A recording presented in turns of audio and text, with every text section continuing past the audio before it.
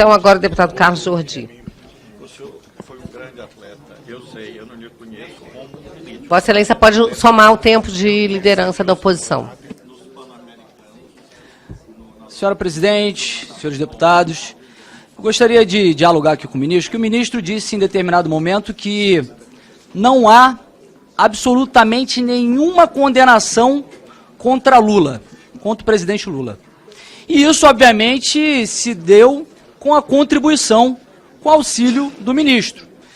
No dia 6 de setembro, ministro, gostaria que pudesse prestar atenção, no dia 6 de setembro,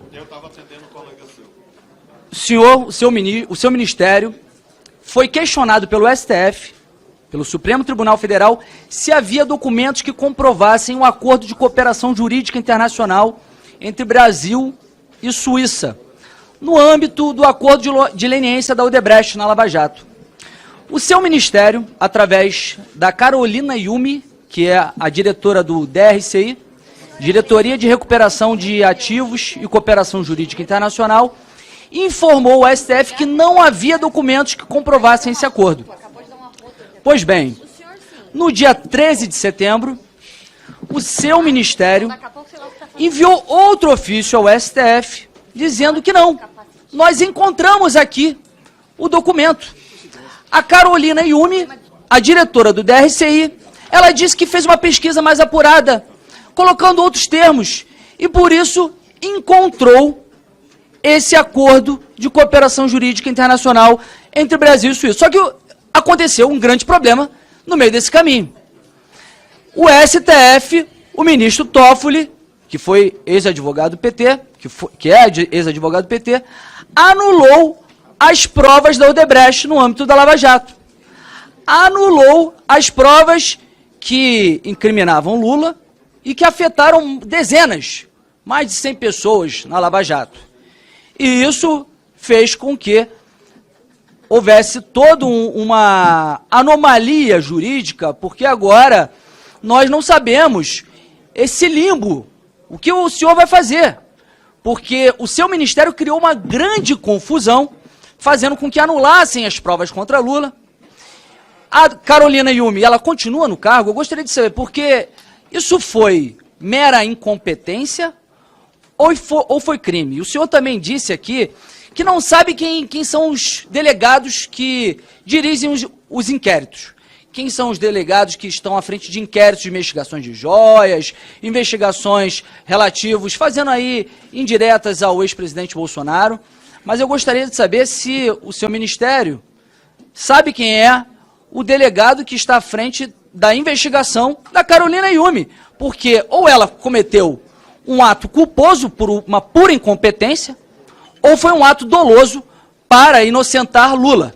E se o senhor também já peticionou ao ministro Dias Toffoli para que invalide a anulação das provas, que acabou, inclusive, envergonhando o país, porque até a OCDE está falando a respeito dessa impunidade diante de anulação de provas e a impunidade no combate à corrupção por conta de casos como a da Lava Jato, em que houve anulação de provas que eram cabais e que incriminavam não só o presidente Lula, afetavam toda a classe política. E aí eu gostaria de saber se a Carolina Yumi ela foi punida e se quem é o delegado que está investigando. A doutora Carolina Yumi é uma advogada da União, concursada, e afirma ao senhor que é uma das maiores especialistas no Brasil, respeitada internacionalmente em cooperação jurídica internacional. Tenho muito orgulho de tê-la na nossa equipe e a manterei enquanto eu estiver à frente do Ministério da Justiça. Nesse caso, deputado, o ofício que o Supremo mandou ao DRCI, e não a mim, claro, continha um número de um processo. E este número desse processo, o Supremo perguntou, existe cooperação jurídica em relação à ação penal número tal? E aí foi feita a pesquisa e não existia e foi informado. Conforme os dados enviados, no processo número tal, não existiu. Posteriormente à decisão, houve a informação pelo Ministério Público de outros parâmetros de pesquisa, que não era aquele número que tinha sido mencionado. E aí foi feita novamente a pesquisa com outros parâmetros, e aí foi localizada essa cooperação jurídica internacional e prontamente informado ao Supremo Tribunal Federal. De todo modo, deputado, eu esclareço ao senhor que a cooperação jurídica internacional só se consumou em 2 de outubro de 2017. O que o ministro Dias Toffoli decidiu é que as provas estavam sendo usadas antes dessa data. Claro que não me cabe discordar, revogar a decisão do Supremo Tribunal Federal, nem ao senhor. Mas os fatos estão informados já ao ministro Dias Toffoli, e cabe a ele decidir a seguinte questão jurídica. Provas utilizadas nos autos antes da cooperação jurídica internacional ser consumada são válidas? A Constituição diz que provas obtidas por meio ilícito são inadmissíveis. Deriva de um preceito bíblico, em que nosso Senhor Jesus Cristo falou que, quando alguma árvore está envenenada, os frutos igualmente o são. Assim se criou a doutrina jurídica nos Estados Unidos e no Brasil quanto às provas ilícitas. Vamos aguardar a decisão do Supremo e, claro, que o ministro Dias Toffoli saberá, mais do que eu, mais do que o senhor, decidir essa questão jurídica. Obrigada. Deputado, mais 1 minuto para a réplica. É curioso que o ministro alegue uma mera questão formal para anular um processo que todos sabemos que houve realmente corrupção no âmbito da Lava Jato, inclusive com devolução de bilhões por parte de diversos operadores, inclusive devolução para a Petrobras, e alegando uma questão meramente temporal de um acordo de cooperação jurídica internacional que aconteceu. O ministro, ele é conhecido por ser o ministro da Segurança Pública, da Justiça e Segurança Pública, mas o seu ministério está sendo conhecido como o Ministério da Anulação e Sumiço de Provas, porque não é a primeira vez, porque inclusive no âmbito do ato dos 8 de janeiro, ele não entregou as imagens das câmeras, alegando que isso ali seria uma questão da empresa que esvaziaria o armazenamento para dar para gravar novas imagens. Uma frase, deputado.